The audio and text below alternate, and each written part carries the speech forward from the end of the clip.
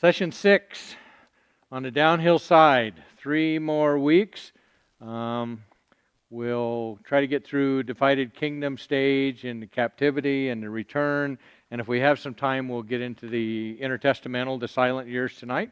And then that should give us plenty of time to get into the New Testament and then end times at the end of that. So last week when we left off, we finished up kind of looking at the reign of Solomon in the United Kingdom stage.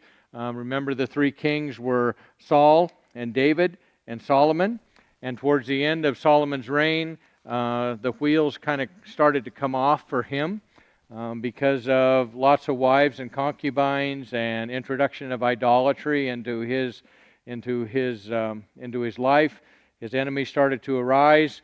And then as it came time close for him to turn the reins over to his son had a decision to make. The people came to Rehoboam and asked him, "Your dad has been really hard on us. He's required us to do labor to help build all these things. He's taxed us. He's conscripted us to do labor. And we would like for you to promise us that you're going to back off. Since all of these things are in place now, just let us enjoy our families and let us enjoy our lives. Don't tax us. Don't hurt our prosperity." Well, Rehoboam did like lots of us as young men did. And rather than take the sage counsel of those that come to us, he went to a jury of his peers, young men close to his same age. And their counsel to him was, you need to establish yourself and you need to establish your authority. And so you should tell them that my little finger is going to be thicker and more significant than my father's thigh. If you think you had it bad before, I'm going to really crack the whip. And so based on that decision, as soon as Rehoboam became king of Israel, there was a revolt. And in effect what happened is that there were two and a half tribes of Israel on the southern end, the southern part of the kingdom, that remained ruled by Solomon's son Rehoboam. And that part was called Judah. And the majority of the northern part of Israel, the northern kingdoms, came under the rule of the man that led the rebellion, and that was Jeroboam. And so all of a sudden now we have 2 nations instead of 1. So Israel, the northern kingdom, is the one that had the majority of the landmass, the majority of the tribes. The first quandary that they had, since they were an individual nation now, is that all of the temple and all the places of worship and significance in Jewish society was in Jerusalem. Jerusalem was in the southern kingdom, which they didn't want to have anything to do with. And so they set up their own places of worship. And that was mainly in Dan and Bethel. And they made Samaria the capital, which is, if you look on that map, the first map in the back of your book, you can see where Samaria was. And so they set out on their own course, on their own way. As you go through the narrative that talks about these 2 nations, Israel and Judah, there were times that they went to war against each other. Brother Hebrews killing brother Hebrews. Lots of bloodshed, civil war, unrest. The northern kingdom was not blessed with a single king during this period of time that was a godly leader. Every single one of them was idolatrous and led the people into idolatry and just deeper and deeper and deeper away from God. So during this period of time, one thing I want to bring up is that God used, because there was such corruption in the spiritual leadership, which should have been the ones that were leading Israel, God began to use prophets as opposed to the priests and the Levites, the ones that were supposed to be leaders.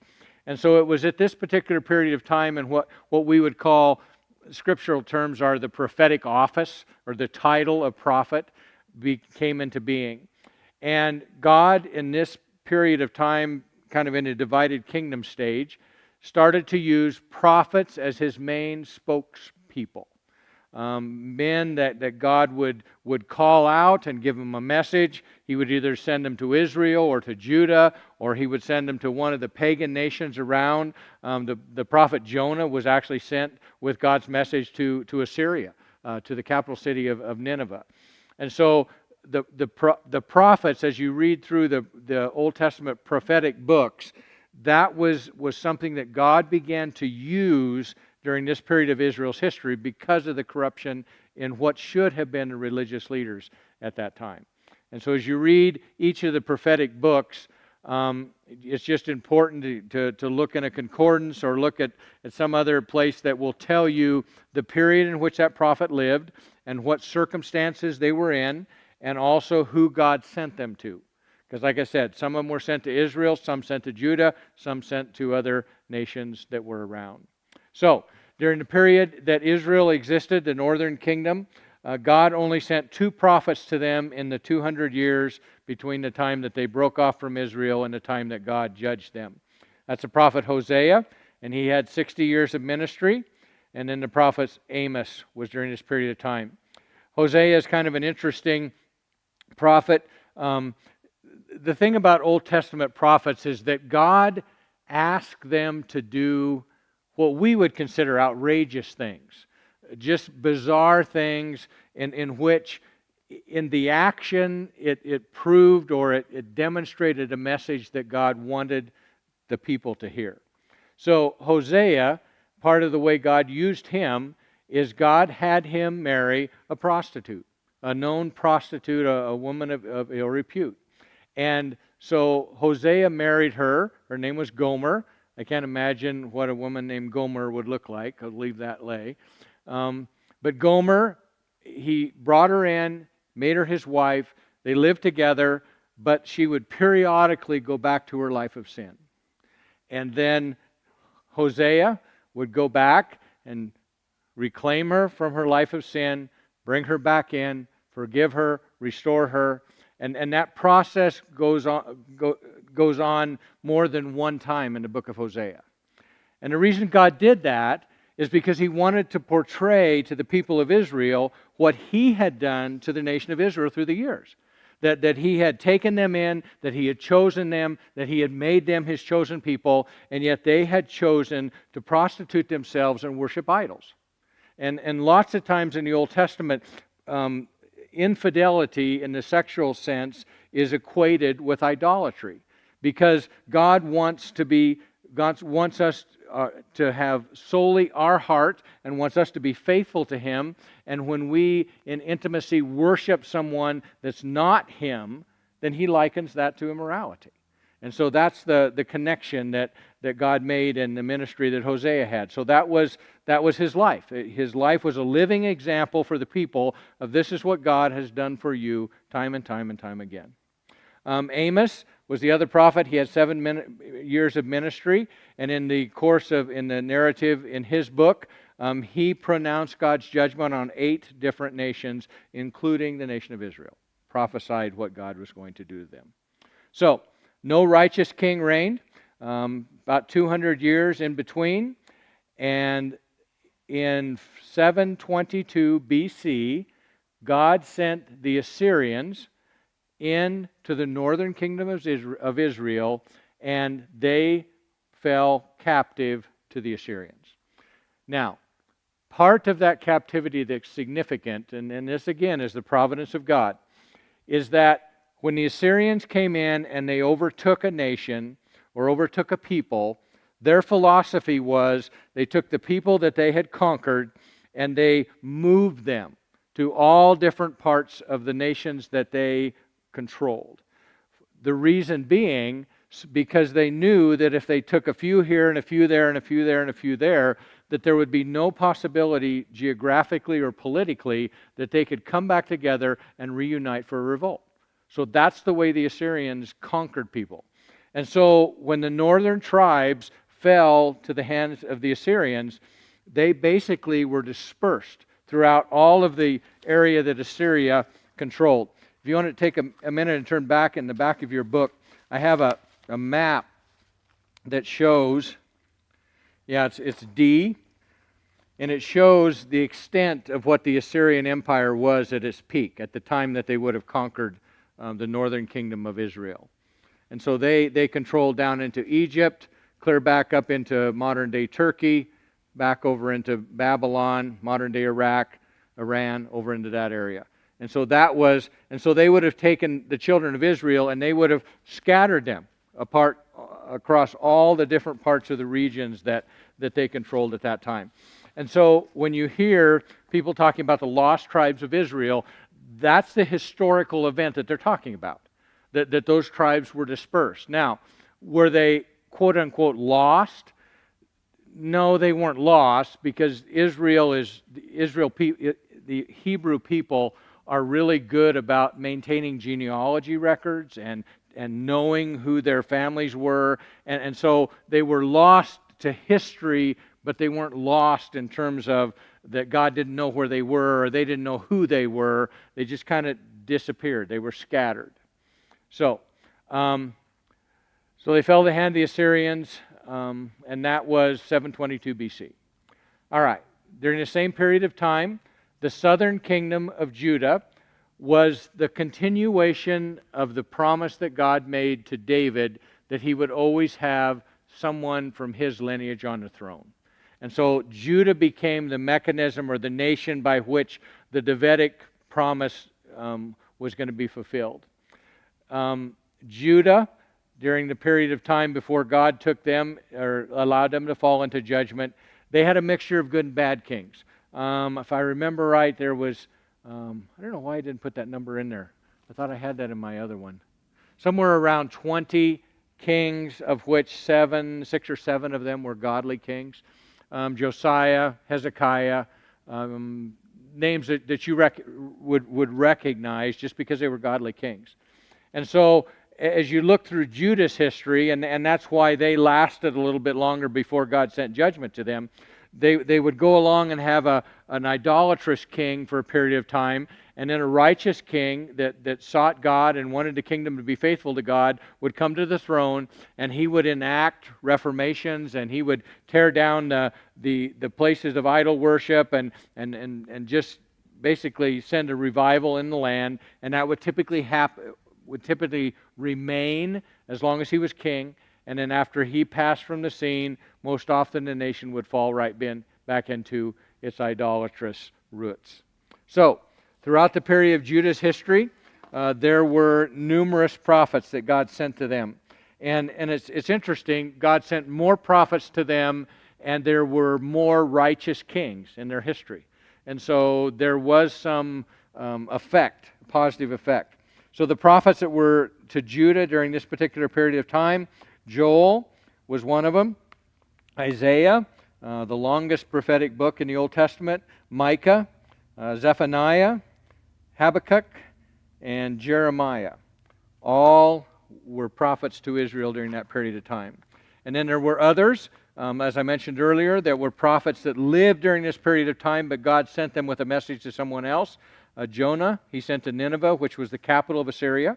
Obadiah, he sent to the nation of Edom. If you look on that first map in there, you can tell down on the southern end of where Israel is, that's where the Edomites lived. And so God sent Obadiah to the Edomites. And then Nahum, again, was sent to the nation of Assyria, to the people that lived in Nineveh. So, because of Judah's unfaithfulness, God punished them as well. But He did not punish them, or He did not judge them in the same way that He judged the northern kingdom. Because in 586, there actually was about a 15-year period that this happened over, but in 586, the king of Babylon, Nebuchadnezzar, came in and ransacked Jerusalem and took the people, basically took over the control of the southern kingdom. Now, here's the difference, and this is significant because of the way God does things and the way God orchestrates things. Babylon had a different philosophy when they went in and conquered a nation. They didn't scatter them like Assyria did. They went in and they would cherry pick the leadership. The younger generation, those that were in places of leadership, those were people of influence within the nation, and they would exile them and take them back to the capital city, to Babylon, or to their place of leadership, and they would make slaves out of them. They would take the leaders, they would humble them, make them slaves, but they would leave the ordinary commonplace people in the land. Because in their mind, if the common people in the land did not have leadership, they would just go their way and they wouldn't potentially revolt. They would just stay there and make their living and plant their vineyards and take care of their cows and their sheep, and they wouldn't be a problem. And so that's an important distinction, because God intended for Israel to be out of the land for a period of time, but He also promised that He was going to send them back. And so had Assyria taken them over, they'd have been scattered to the winds of the Assyrian Empire. But since they were only a few of them, the leaders and influential people, were exiled, the majority or a lot of the people actually stayed in the proximity of Jerusalem. So I love the fact that the difference in the way those two kingdoms came in and God used them for the purposes of judging His people was significant in terms of what God intended for the days to come and how He went about that.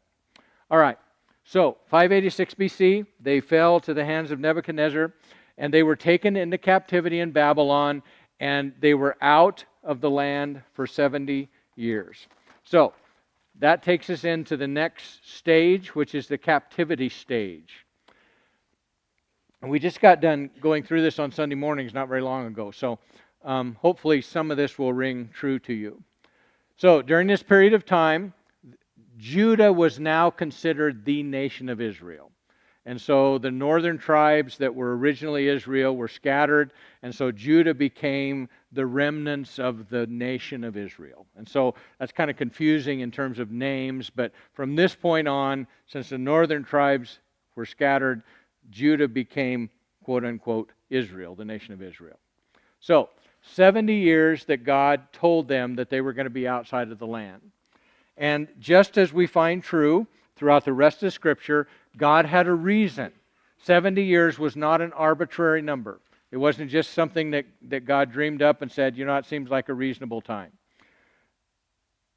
Jeremiah the prophet, prior to Israel falling into captivity, prophesied and told them that it was going to be 70 years. That was going to be how long they were going to be out of the land. So, here is God's reasoning behind the 70 years. I think we talked about it a little bit when we went through.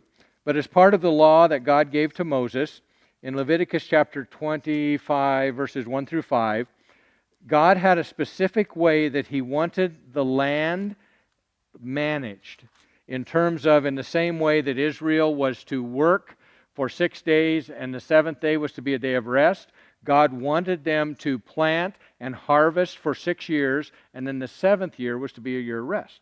And they weren't to actively plant the fields. God says, I will cause the fields to produce enough without your planting that you'll have enough for that year that you don't actively plant a crop. So, Leviticus chapter 25, I want to read for you the first 5 verses. It says, the Lord says to Moses at Mount Sinai, speak to the Israelites and say to them, when you enter the land I am going to give you, the land itself must observe a Sabbath to the Lord. So this is the Sabbath for the land. For 6 years sow your fields, and for 6 years prune your vineyards and gather your crops. But in the seventh year the land is to have a year of Sabbath rest, a Sabbath to the Lord. Do not sow your fields or prune your vineyards. Do not reap what grows of itself or harvest the grapes of your untended vines. The land is to have a year of rest. Whatever the land yields during the Sabbath will be food for you, for yourself, your male and female servants, and the hired worker and temporary resident who live among you.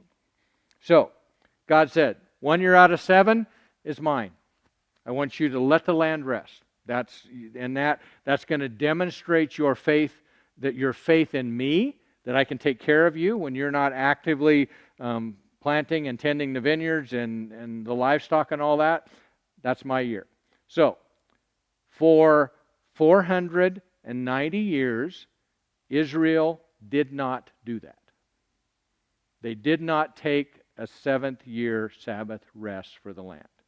So, when God chose to take them out of the land for 70 years, He was basically punishing them and giving the land that rest that they had not given the land in the 490 years that they had lived there.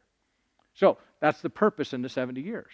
God said, you didn't give this to me, so I'm going to remove you from the land for those 70 years so that that Sabbath rest for the land is going to be taking place. It's still going to be a cost to you, as it were.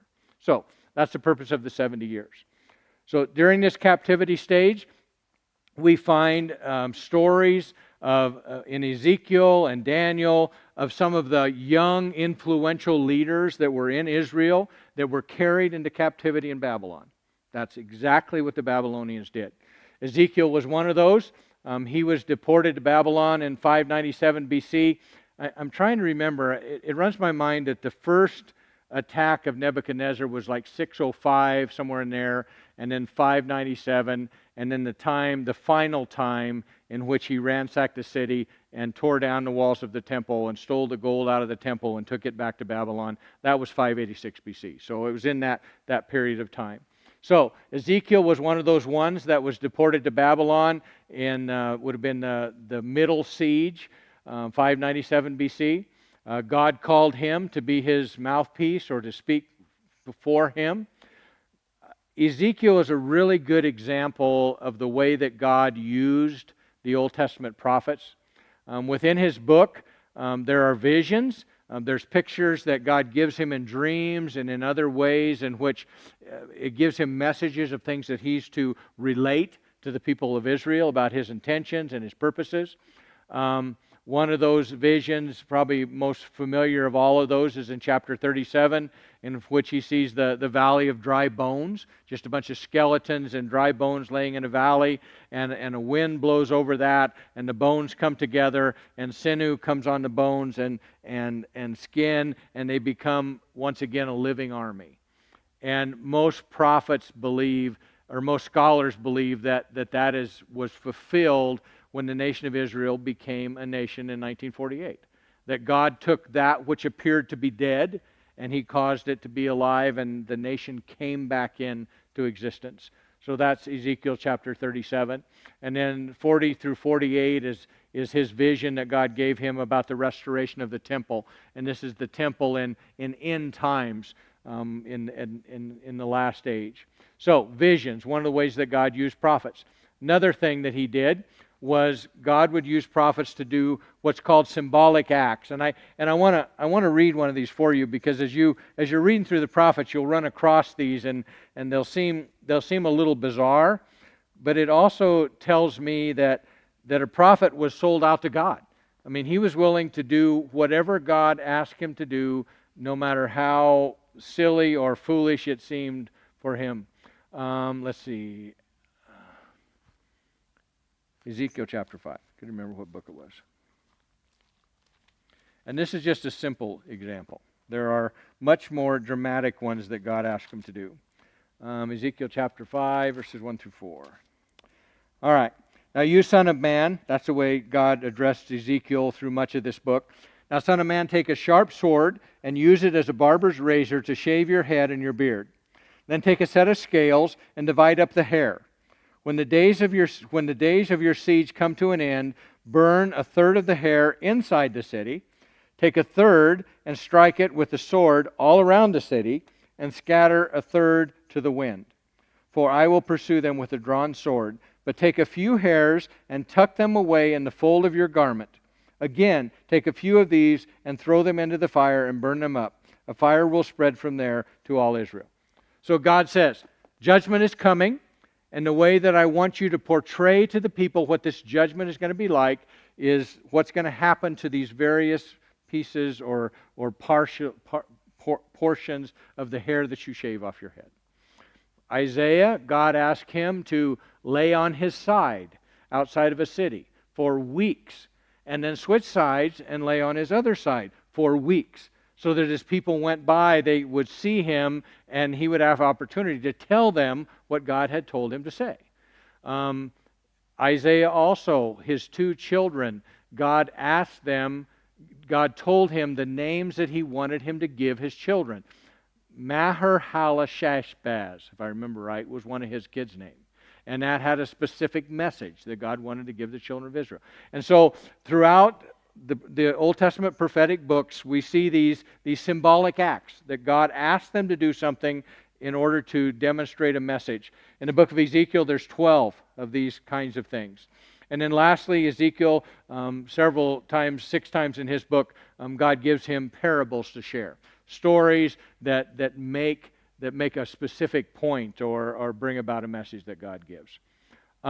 Ezekiel is probably one of the most difficult prophetic books in the Old Testament to understand. The visions that he has are, particularly the first one, it's just busy.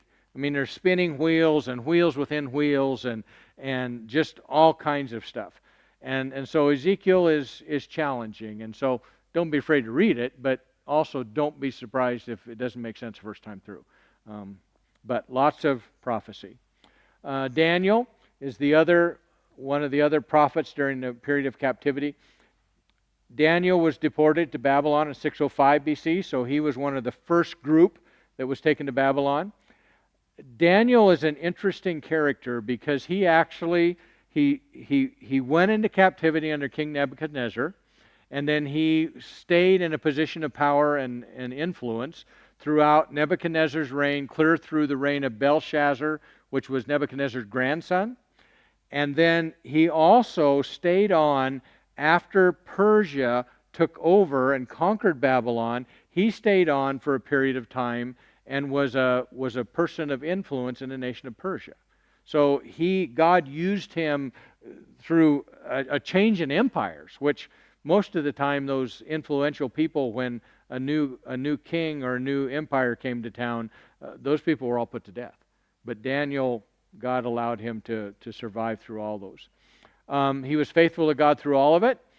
Daniel has a series of dreams that God uses him to interpret. The first one is in chapter 2, verses 31 through 49. And I want to read a portion of this to you just because it plays into what we are going to start to see here on this timeline. Daniel chapter 2. And I'll just read the end piece, the end part of that vision. So this was a dream that King Nebuchadnezzar had, and he asked all of his wise men, I don't want you to interpret this dream. I want you to tell me what this dream is, and then I want you to interpret it. And you can imagine the pit that came in the stomach of all the wise men. How do I know what your dream was? Most of the time we can't even remember what our dreams are when we wake up in the morning. But Nebuchadnezzar said, and if you don't do that, then I'm going to kill you all. So they were frantic. It came about that somebody remembered that Daniel was around, and so they went to Daniel and asked if he could interpret, not only interpret but tell the dream. So here's the dream that Nebuchadnezzar had that Daniel interpreted. This is chapter 2, verse 31. Daniel says, Your Majesty looked, and there before you stood a large statue, an enormous, dazzling statue, awesome in appearance. The head of the statue was made of pure gold, its chest and arms of silver, its belly and thighs of bronze, its legs of iron, its feet partly of iron and partly of baked clay. While you were watching, a rock was cut out, not by human hands. It struck the statue on its feet of iron and clay and smashed them. Then the iron, the clay, the bronze, the silver, and the gold were all broken to pieces and became like chaff on the threshing floor in the summer. The wind swept them away without leaving a trace, but the rock that struck the statue became a huge mountain and filled the whole earth. So, that was the vision.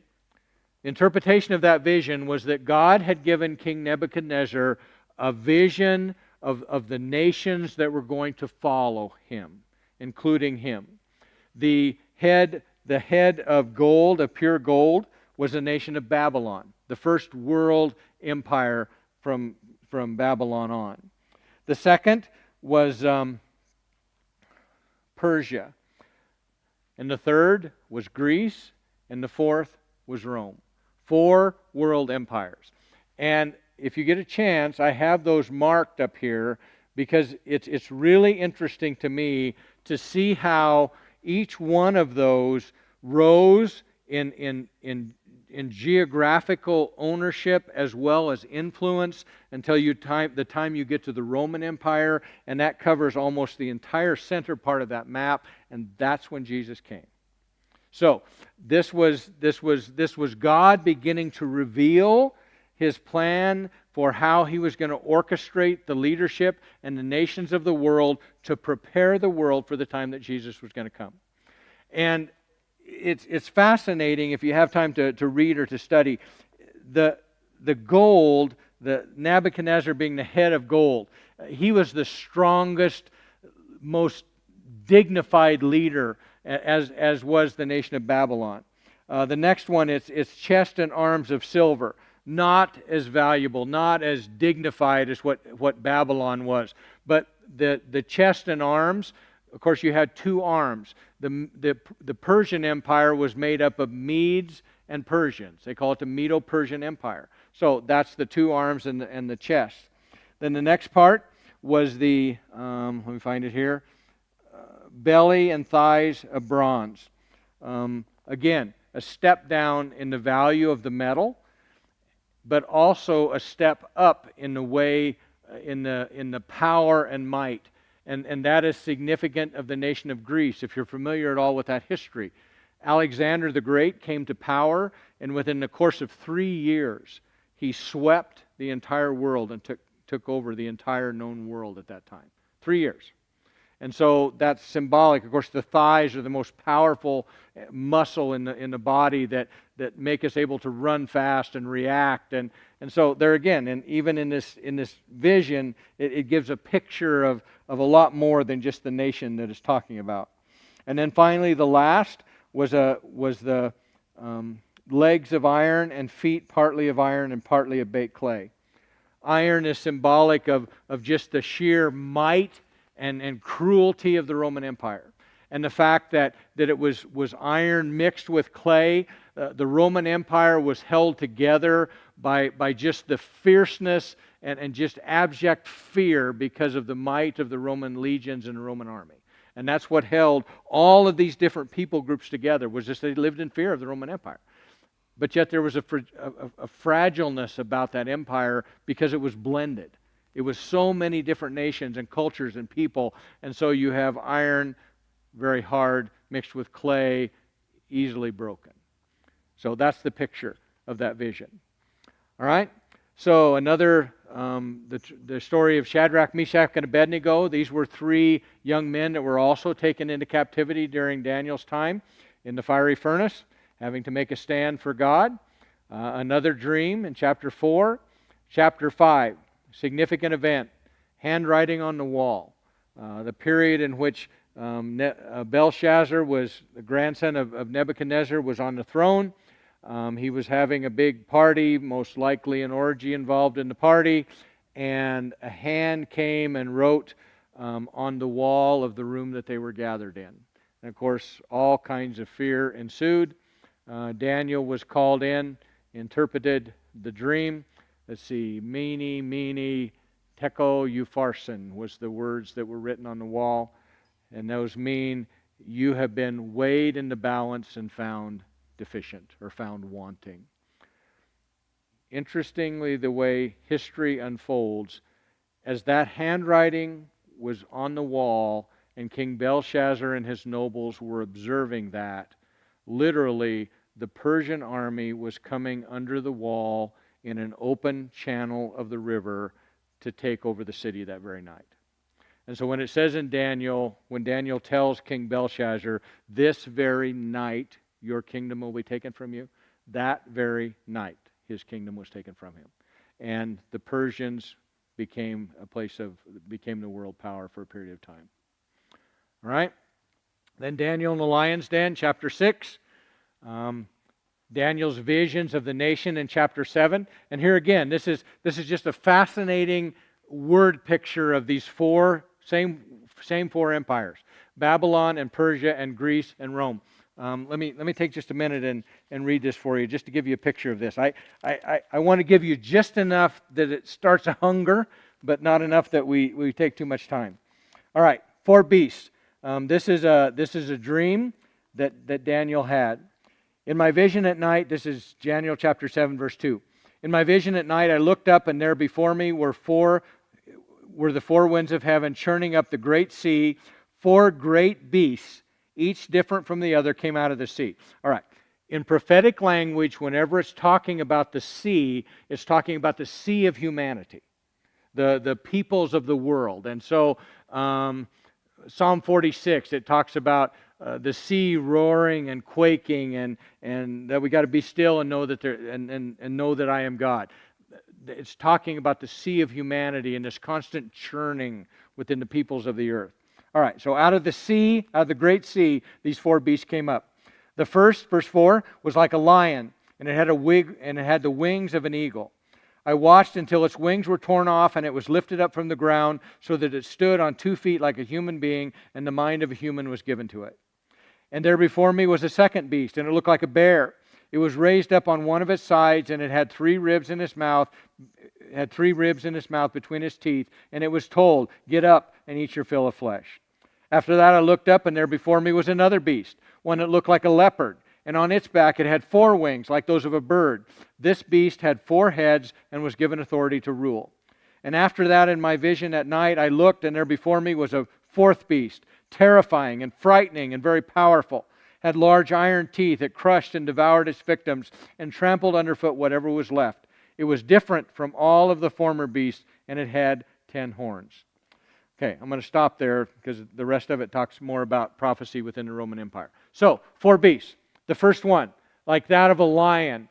Remember the head, and that equates to the head of gold in the first dream of Daniel. So a nation with dignity, and the lion being king of the beast, it was easily recognized as deserving of authority. And then what happened to that nation? It had wings like an eagle. I watched until the wings were tore off. Its ability to soar, as it were, was diminished. It was lifted up from the ground, and it stood on 2 feet like a human being, and the mind of a human was given to it. That's a picture of God taking the power and the significance of the Babylonian Empire and restricting it to look like and act like just a mere human being. And as we read through the book of Daniel, we find that God judged King Nebuchadnezzar for a period of time and actually had him, and there's a medical condition that this is diagnosed as, that he thought he was an animal, and he lived out in the field, and he ate grass like a cow or like a herbivore. And then after he humbled himself before God, God restored him back to his kingship and to his kingdom. And so that's all part of this prophecy and this vision. All right, the second beast that came up, and this would be symbolic of the Medo-Persian Empire. It looked like a bear. It was raised up on one of its sides, had 3 ribs in its mouth between its teeth, and it said, "Get up and eat your fill of flesh." All right, what's the difference between a lion and a bear? The way they move. A bear moves at a slower, almost slothful-like pace. And it's ferocious like a lion is, but it just has a different temperament. And in the same way, the Medo-Persian Empire was way more laid back. That's part of the reason why God used King Cyrus to allow the nation of Israel to come back home after captivity, because they were okay with that. As long as you paid your taxes and were loyal to the king, we'll let you go back and build your temple. We'll let you go back and build the wall. That's okay. Just a different temperament. All right, the third one. To me, this is the most vivid one and easiest to see. There was before me another beast that looked like a leopard, and on its back it had 4 wings like those of a bird, and the beast had 4 heads, and it was given authority to lead. So, a leopard. What do you think about when you think of a leopard? Fast, speed, agility. And this was a leopard that had wings. All right, Greek Empire. 3 years, conquered the entire known world. Quickly. 4 heads. Alexander the Great had 4 generals that worked underneath him. Those 4 generals are going to be very significant when we get into that period between the Testaments, because when Alexander died at a very young age, his kingdom was divided up amongst these 4 generals. And so that's a lot of what happened in terms of history in between the book of Malachi and the beginning of the book of Matthew. So, 4. And then the last one, the last beast that was not like any of the others, How's the Roman Empire characterized? Terrifying, frightening, powerful, large iron teeth, significant, iron from the first vision too. It crushed, devoured its victims, trampled underfoot whatever was left. It was different than the former beasts. There was an intensity and a ferocity about the Roman Empire that was not like any of the empires at that time. So, this vision from Daniel just reiterates what the vision was that Nebuchadnezzar had in chapter 2. All right, chapter 8, another dream of a ram and goat. Same thing, it talks about some of these world empires. Daniel chapter 9, it's a prayer in which he's confessing the sins of his people. I believe it's in Daniel chapter 9. There is an account in which Daniel is fasting and praying, and he makes a request of God, and the answer doesn't come for a period of time.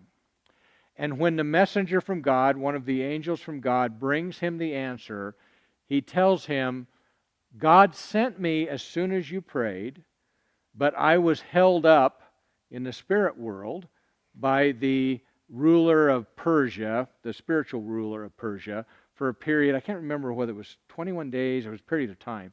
But anyway, he held me up until I was released, and then I could come bring you the answer to your prayer. And so it gives this picture of the fact that spiritual warfare and this back and forth between God and the hordes of Satan is a very real thing. And sometimes when we think God didn't hear our prayer and God doesn't react on time, there could be a spiritual dynamic about that we don't even know. And it could be as simple as God is not ready to give us a yes to that prayer yet. I mean, we just don't know. But it paints a dynamic of the spiritual realm that is unique. We don't see that really any other place in Scripture. All right, and then Daniel chapter 9. This is probably one of the more amazing prophecies in all of Scripture. Let's see. Let me read for you these verses. It sounds very complicated, and whoever put these numbers together that I'm going to tell you is way smarter than me. This is not my stuff, but it just tells you the significance and the precision of what God is doing. He has a plan and a purpose, and it comes off exactly on time. All right, the 77s of Daniel. This is chapter 9. Let me read for you verses 20 through 28. All right. While I was speaking and praying, confessing my sin and the sin of my people Israel, and making my request to the Lord my God for His holy hill, while I was still in prayer, Gabriel, the man I had seen in an earlier vision, came to me in swift flight about the time of the evening sacrifice. He instructed me and said to me, Daniel, I have now come to give you insight and understanding, and as soon as you began to pray, a word went out, which I came here to tell you, for you are highly esteemed. Therefore, consider the word and understand the vision. All right, here's the vision. 77s are decreed for your people and for your holy city to finish the transgression, to put an end to sin, and to atone for wickedness, to bring in everlasting righteousness, to seal up vision and prophecy, and to anoint the most holy place. Know and understand this. From the time that the word goes out to restore and rebuild Jerusalem, until the appointed one, the ruler, comes, there will be 7 sevens and 62 sevens. It will be rebuilt with streets and a trench, but in times of trouble. After the 62 sevens, the anointed one will be put to death and will have nothing. The people of the ruler will come and destroy the city and the sanctuary. The end will come in like a flood. Wars will continue until the end, and desolations have been decreed. He will confirm a covenant with many for 1 7, and in the middle of the sevens he will put an end to sacrifice and offerings, and at the temple he will set up an abomination that causes desolation until the end that is decreed is poured out on him. All right, everybody got that? Make perfect sense. Okay, let me break it down for you. So, the sevens are talking about periods of 7 years, 7-year intervals. And so he says there's a total of 77s. So 7 times 7-year intervals, that's 490 years. So in terms of prophecy, there's going to be a total of 490 years in which God is going to lay out specific things that happen in series of sevens. So the first period of time, 7 sevens. So I was talking about 49 years. Okay? That's the time of Nehemiah. It takes place in the time of Nehemiah. All right. After the 49 years, the second period, 434 years. And notice it goes from the time that the decree was given for Israel to be able to go back to Israel. That came from Cyrus, king of Persia. We've been talking about that on Sunday morning. From that period of time until the time that the Anointed One comes, that's talking about Christ, there's going to be 434 years. So, when you look in Luke chapter 19, verse 42, let me read this for you. Luke, not Mark.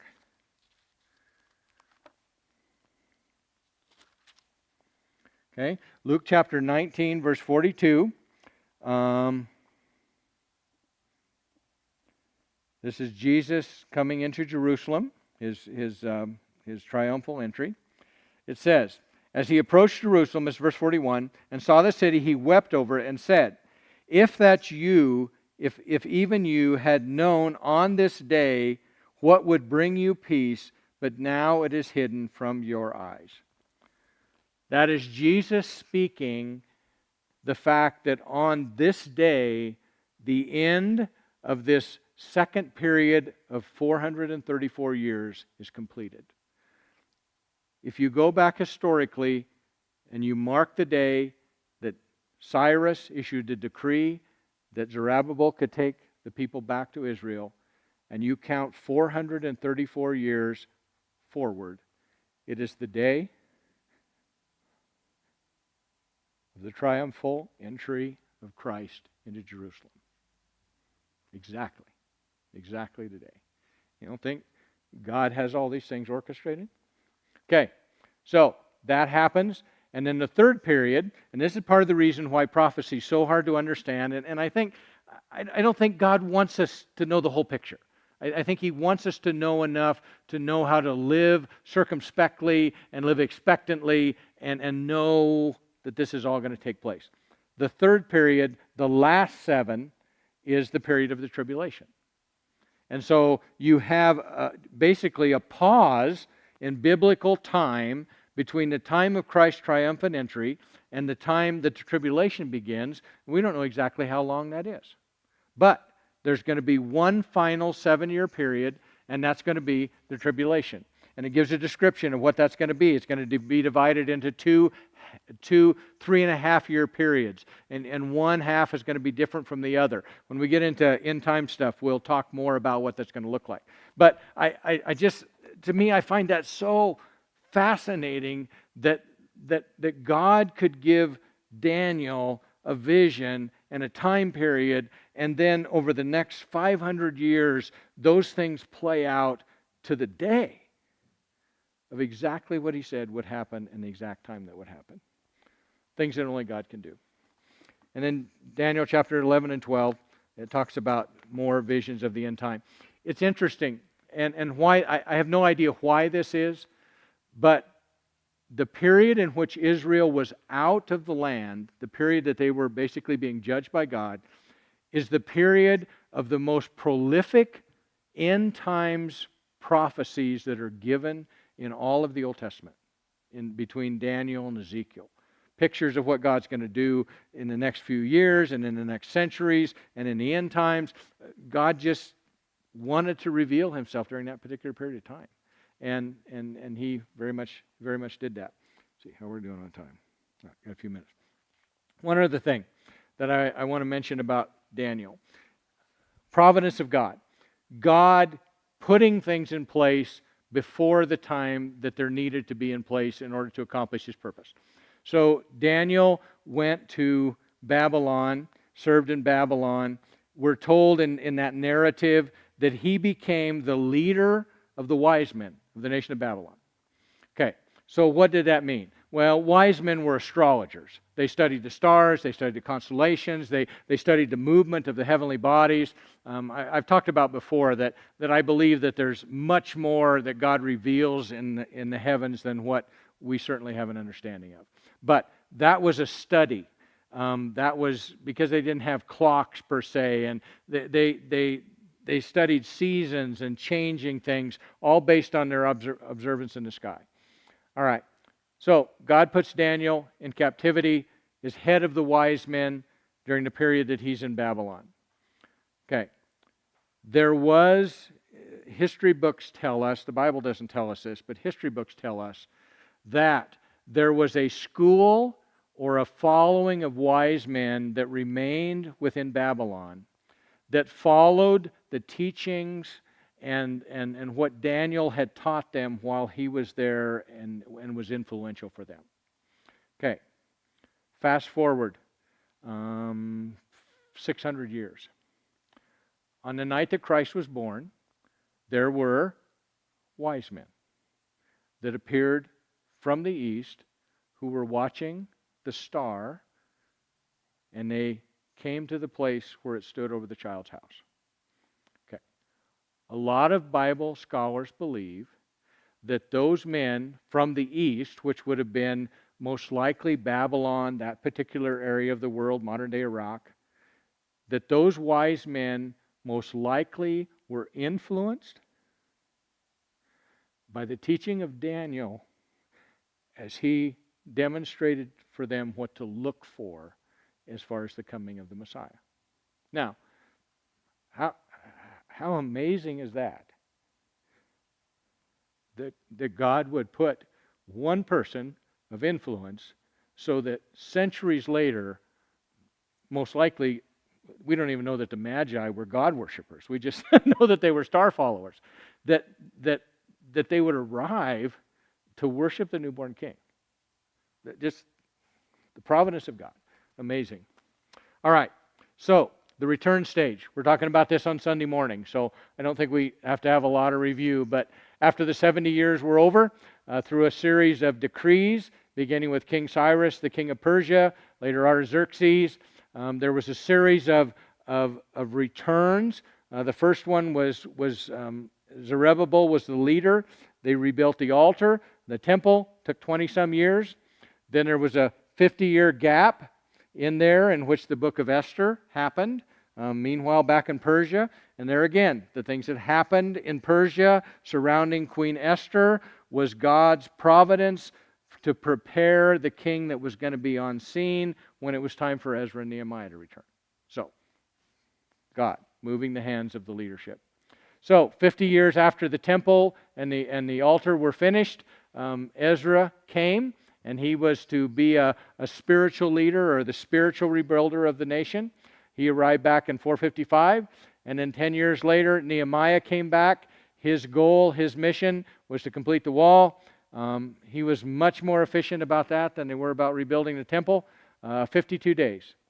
And so from start to finish, 93 years, roughly a century, it took them to reestablish the kingdom and get back into that. So Haggai, Zechariah were the prophets that were contemporaries of Ezra and Nehemiah. We talked about a little bit them on Sunday morning. And then Malachi, the last prophet or the last words, formal revelation from God prior to the coming of Jesus Christ. Malachi, he lived from about his ministry was about 435 BC to 396 BC. And then, of course, if we consider Christ's birth to be on or around 0, which we know it wasn't exactly, but on or around that period of time, that leaves roughly about 400 years in which we have no written revelation from God to His people. So, let me see what time we have here.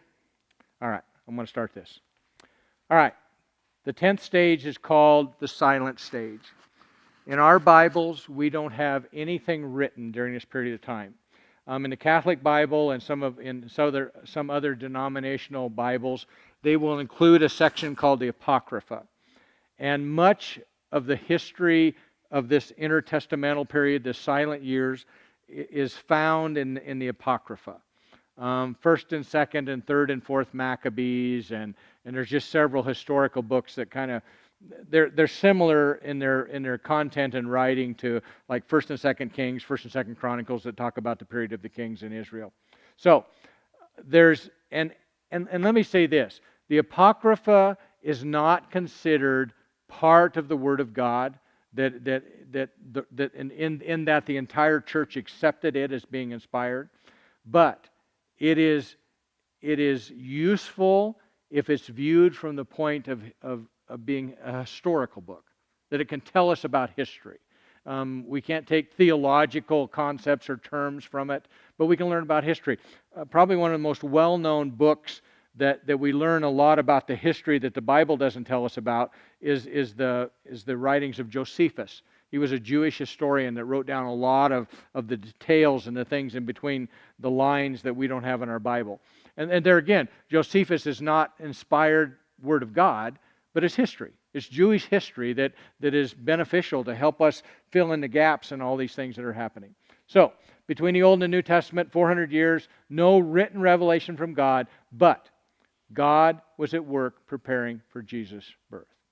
And next week I want to go into some of this. I'll go into it in a lot more detail, but it's significant because here's what happens. Between the close of the Old Testament and the time in which Jesus comes, the nation of Israel doesn't look anything like the same. It's not the same at all. The political climate has changed. The rulers have changed. Even the cultural ones that controlled the spiritual and the cultural leadership, they were different. Just for instance, Jesus was constantly going up against the Pharisees and the Sadducees, two of the groups of religious leaders. Those groups didn't exist at the close of the Old Testament. So, in that 400-year period, God orchestrated wars and influential leaders and godless leaders, and out of that there arose these spiritual leaders that came to a place of great influence and power within the nation of Israel. Why is that important? Because those were the ones that Jesus butted heads with, and ultimately were the ones that led him to be crucified. So, no, we don't have anything written about this period of time. But politically and geographically and culturally, God was doing huge things. And we're going to talk a little bit about that because it helps us understand what the New Testament is all about when we get into that. All right. Any questions? We only covered about 500 years, so we're doing good tonight. So, questions? Comments? I did look up the question about Jesus being a Nazirite. And the scholars, or the books that I said that he was a Nazarene, but not a Nazirite. That he was considered from the region of Nazarene. The Nazirite vow was one that you could take. It wasn't a lifetime vow. I'm not sure that I knew that before. You could take that vow for a period of time in which you chose to live this way, to not cut your hair, to not be around anything dead, to not drink wine. And after that period of your vow was over, then you could go back to everyday life. So that was what I found in regard to our discussion last week. Okay, no more questions? All right, you want to hang on for next week because that 400 years gets a little complicated, but it is important. Let's pray. God, we marvel at the fact that you can set in place a plan and a purpose, and you can tell your prophets what's going to unfold, and it unfolds on time and on schedule, just the way that you have set forth. And Father, what confidence that gives us that you, being in the center of our lives, is able to do the same thing for us, to orchestrate bringing people in and out, and circumstances in and out, and provision for us before the time that we even know that we're going to need it. God, what a privilege it is to worship and walk with a God like that, and to know that you love us and that you're orchestrating our lives for for our good and your glory. Father, I just pray that you would just continue to increase our vision of how big and sovereign you are, and yet how loving and tender you are to where we are. And we just pray for the week ahead that we would walk in a manner worthy of your sacrifice and what you've given for us. And I pray these things in your name. Amen.